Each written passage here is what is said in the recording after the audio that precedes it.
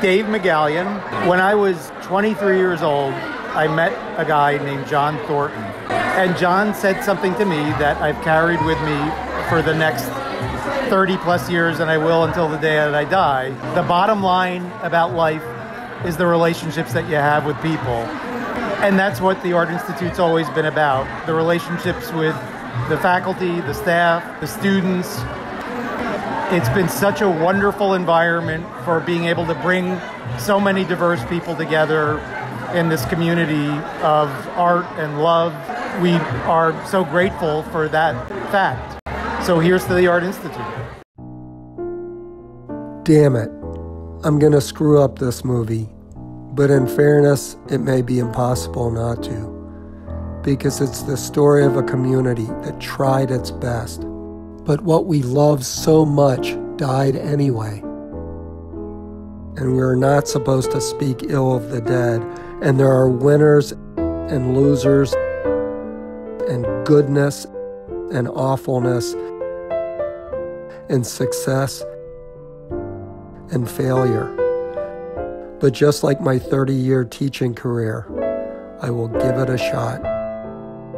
When I arrived with my video camera at a kind of Christmas party for employees of the Art Institute of Philadelphia, I was greeted with the acclaim that has been my due since I first documented a school meeting 11 years ago. Such jokers. We kid because we love. The faculty culture was always highly irreverent. And as I tell you this story, I will be showing you examples of insider art, mostly by Jack Martin, but with a couple doozies by Mike Sandisberg, as well as selected readings from our faculty newsletter and other fine publications. But most importantly, I will be showing you a small sampling of our graduates who have gone on to build very successful careers. Sadly, our ersatz Christmas party was really more of a wake. After 40-some years, our school was closing forever. Through the cacophonous din, I tried to record some of my friends' thoughts. Lower Boston, yeah, I guess this is the end of an era of the Art Institute closing. Really enjoyed my time there. Met a lot of amazing students and faculty members alike. It was great while it lasted, and like all good things, this too came to an end.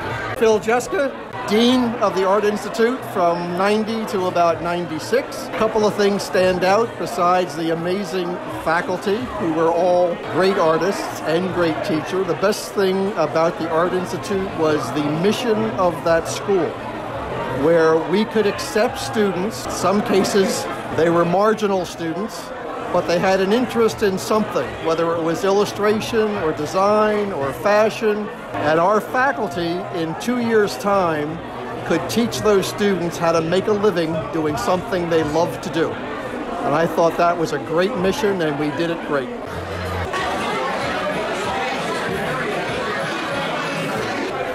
My name is Larry Freeman. I was the maintenance technician at the Art Institute for almost 20 years. The Art Institute shaped and molded a lot of students and men and women into the fields that they didn't think that was going to ever happen. It gave dreams and opportunities to people that never thought they would be able to do what they was going to do. The faculty and the staff was 100% for the students, regardless of whatever the hardship was. The faculty and the staff was there for everybody. Cheryl Leone, and it's a sad day, but a happy day, being with all the people that I worked with. But I'm really sad that the students don't have an opportunity to continue their education. It was a great place to work. Craig DeVideo. The Art Institute of Philadelphia was filled with faculty and staff that cared about one thing: our students being successful in the field they went to school for. And it's a terrible shame that the school is closed. Robert Satmari, and I was an instructor for 14 years. I'm very proud of those years, and we produced many, many talented students who went on to be successful in their lives. And I still keep in touch with them That's the kind of teacher I am, and that's the kind of teacher that all the teachers were at that school. Megan Elliott. I'm sad to see the college go because at one point it was such a great institution for our students and our faculty. And we've made such great connections, and I think that will live on. Chad Willenborg, very sad. I intended to make a career here and I love the people here. But after 15 years, I realized it's not solvent, and I wish that it were. I have met some of the finest artists. I have met some of the finest teachers. I think ultimately this school served the city in ways that even the finest institutions, such as the Ivy League Penn, did not.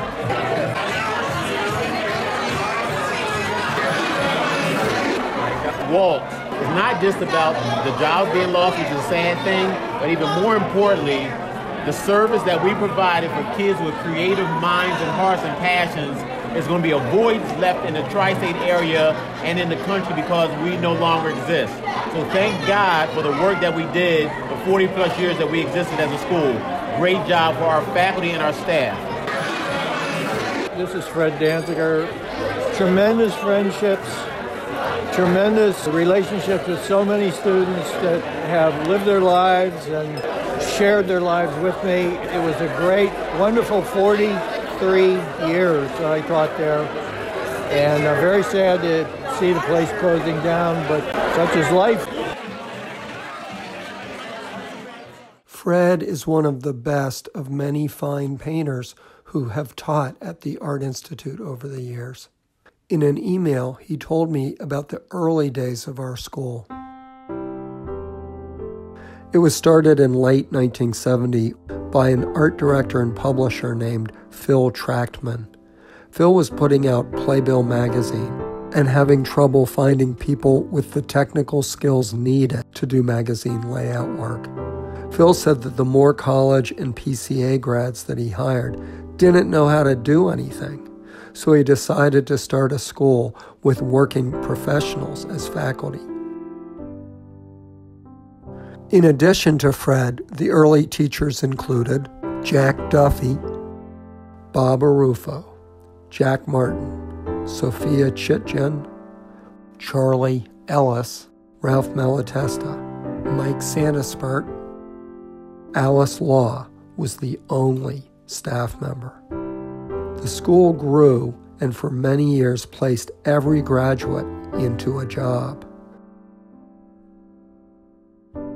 Fred wrote, "What I loved about the place from the start was the camaraderie with the fellow faculty and the hearts of the students, who were mostly city kids who just wanted to do art of some kind. The sense of it not being an academic institution, but a place where people learned how to do stuff and then went out and made an honest living with their hands and hearts." In the early 1980s, Phil Trachtman sold the school to a company called Education Management Corporation that was run by Robert Knutson. That was the beginning of an amazing growth spurt for our school. Mr. Knutson was a pioneer of for-profit education.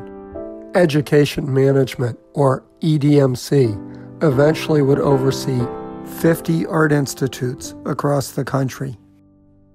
EDMC made sure we had the best technology for our students, and things went very well for a number of years.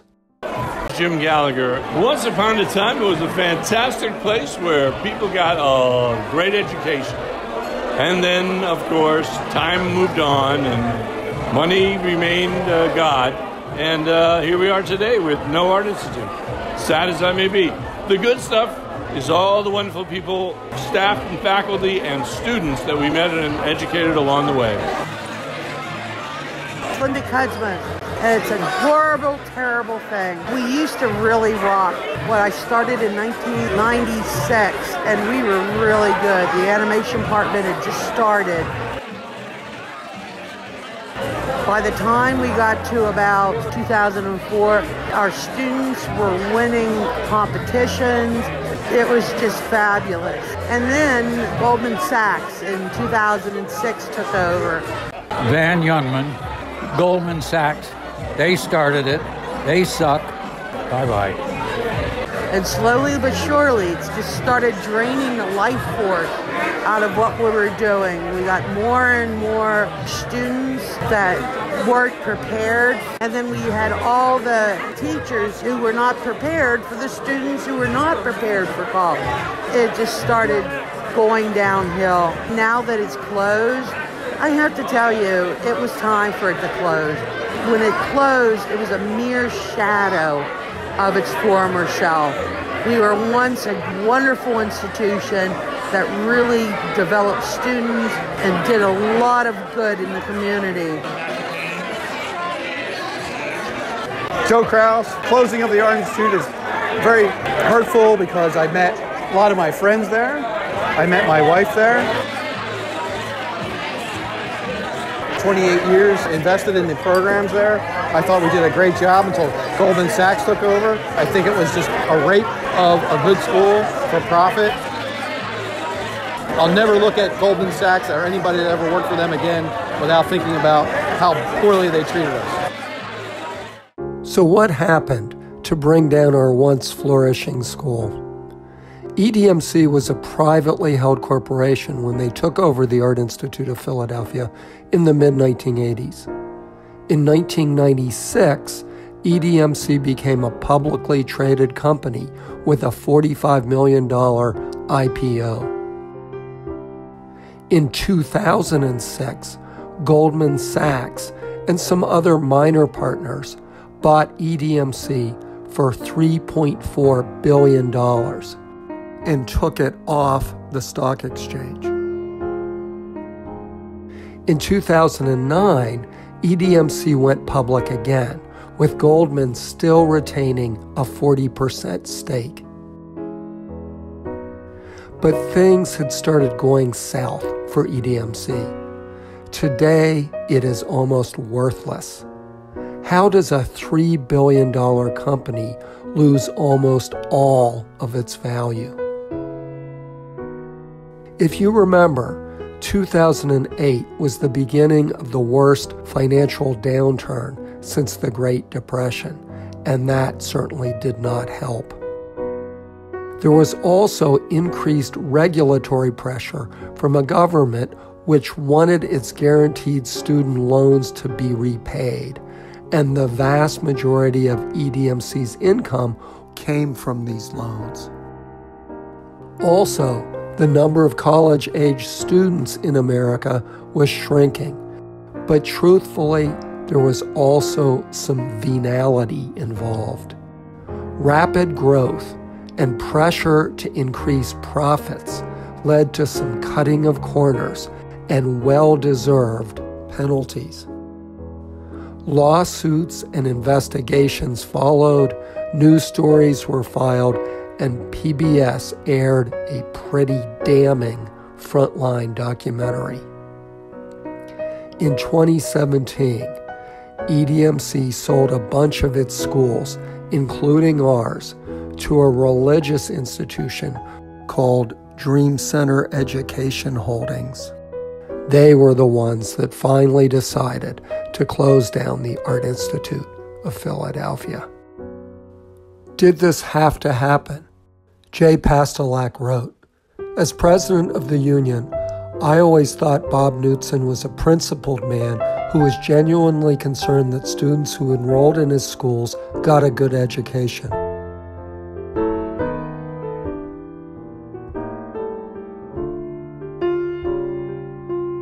The company prospered under his leadership, and a good number of us now have very nice retirements because of his decision to create the ESOP.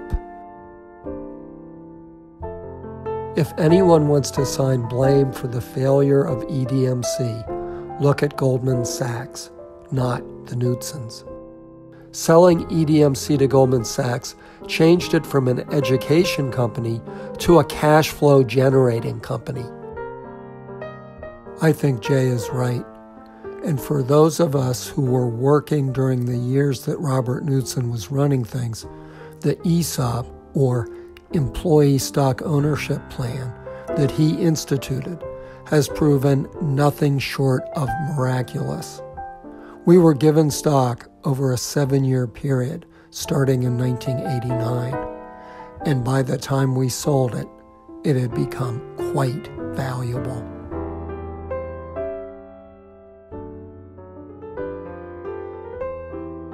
Marie, I can't say I'm more lucky than I am retiring at 58 years old. I'm the little girl from Port Richmond with no college degree, and I got to retire at 58.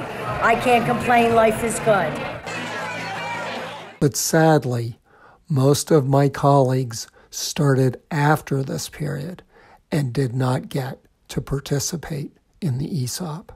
Kevin Brown, it was a great job. I had wonderful colleagues. I'm sad to see it go. I wish it would keep going, but, well, we have to deal with what we have to deal with. How long have you been here, and what are you going to do next? I was at the Art Institute for about 20 years, and at this point, I'm floating out in the breeze. Despite the unfairness of things, many of my friends have simply moved forward. You know what? I have an amazing job. I work with people around the world. I travel all over the world. So sometimes when you think the worst thing, turns out being the best thing that ever happened to you. It's Harry Costigan, and I had the honor and pleasure of working with amazing people for the last 20 years of my life. Shouldn't be closing this way. It's not fair to the students, staff, or faculty, but the people and the graduates have been goddamn amazing. Harry was one of our school administrators, not at the corporate level. And though we faculty often argued with these guys, we knew their jobs couldn't have been easy. Faculty never left, but heck, our school ran through so many presidents that it was the genesis of one of the most memorable faculty drawings of all time, Mike Santaspurt's Prismatic. I asked Harry and my beloved academic director, Jim Gallagher, a question that I have long pondered. Did you think of us faculty as ill-mannered children? No, the faculty are not ill-mannered children. The faculty are crazy, though. Yes. But a few in particular. And I love them all, especially the crazy ones. Especially the one holding the phone up to my head. At this point in the evening, having finished my third pint of beer, I realized it was time to talk to Don Camera. Why is the Art Institute such a great place to work and the people so wonderful? Because everybody's a natural number two. Turn the camera to these two natural number twos. These guys possess the skill to be number one. They could be the best and the top of whatever field they're in, but they realize that's a terrible position to be. To be number two is the perfect spot because you're better than everybody else except one overachieving asshole. This building was filled with natural number twos. John Thornton. I was number one. No, you were number one? Wow. I explain how if we're a whole bunch of number twos, which is pretty good, why we went out of business. Well, that's got nothing to do with us. We're just a bunch of little cogs in the wheel. We're nothing. You know, this guy wires houses. We are the equivalent of one little wire cap. That on one thing, that's all we are in a whole house. The educational world of income is beyond all of us, and we're all glad about that, even though the school closed and there's going to be a lot of unemployed 50-year-old teachers looking for a job. And if anybody has a job for a really talented, better than everybody else except one overachieving asshole, they are out in that room right now. Go get them, John Thornton! All right, I will. You're hired. You're hired. You're hired. You're hired. You're hired. You're hired. You're hired. John wants all of you to get hired. You're hired. You're hired. You're hired. Yikes! When I sobered up, I realized I hadn't told them the job was an unpaid internship involving light housekeeping and some yard work. Even so, working for Thornton Video Inc. will look wonderful on their resumes. No wonder they love me. Truth be told, I was not one of the really great teachers at our school. I made Pat miserable through my manifold attendance sheet screw-ups. Only Don Camera was more poorly dressed than me. On my breaks, I would often go and annoy staff friends and make sure they got nothing accomplished. I never, ever replaced toner. I refused to wear my lanyard. I undercut our student retention efforts by begging the ones who were chronically goofing off to drop out and save themselves a lot of money. Did they listen? No. And my student reviews would have comments like the succinct but accurate, "Homeboy don't smell too good." But I know from sitting in their classes how good most of my colleagues were. Bob Bucella's no-nonsense approach to teaching Adobe Illustrator was a thing of beauty. So too was Ron Nair's Photoshop class. And no one is more on the ball with animation than Linda Kudzmas. I learned how to do computer programming from Rupa Misra, Dale Felicello, and Simon Glazier. I learned how to video edit from Pat McGrath, and Jack Martin's color theory class can't be beat. And all my colleagues were more than helpful in sharing ideas and projects. Ours was not an easy school. There was a lot to learn and a ton of work. Not all of our students succeeded, but those who did showed just how good our school was at its best. We are so incredibly proud of them.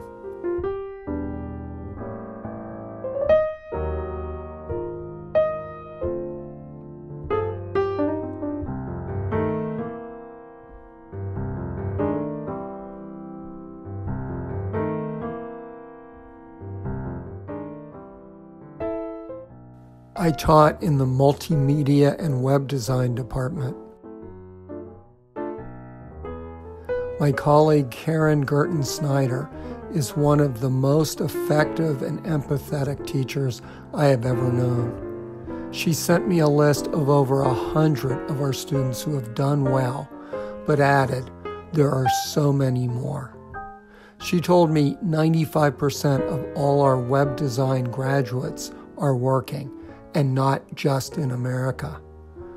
All over the world. Japan, England, Holland, Portugal, Jakarta, Bulgaria, Peru, and Switzerland.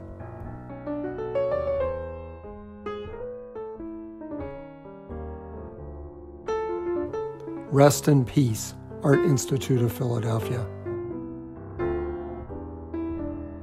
And many thanks to the wonderful folks who worked so hard to help our students pursue their dreams. I did a pretty good job on this.